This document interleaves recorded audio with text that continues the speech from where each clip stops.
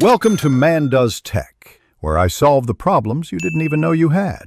You start now by confirming the phone has at least 20% battery and you won't be interrupted. This prevents shutdown during the process. Once done, identify your exact Vivo model and the physical buttons, power plus volume keys, because the key combination depends on them. Make sure the screen is responsive. If the touchscreen is frozen, proceed with a forced restart. You do not need developer settings. Begin with a power off sequence and get ready for the button method next. You'll now try the standard approach. Press and hold the power button until the power menu appears and choose Restart.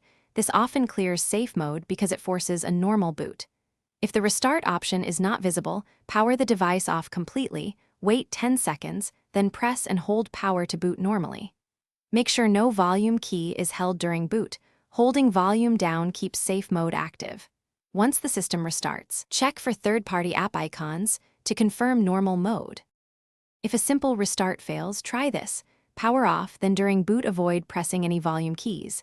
If safe mode persists, a recent app may force it, so uninstall apps installed or updated just before the issue. You can also clear system cache via recovery on some Vivo models. Hold power plus volume up, then select Wipe Cache Partition. This won't erase personal files. As a last resort, perform a factory reset but back up your data first. If things go wrong, boot into recovery. Thanks for watching. If you found this helpful, don't forget to like and subscribe.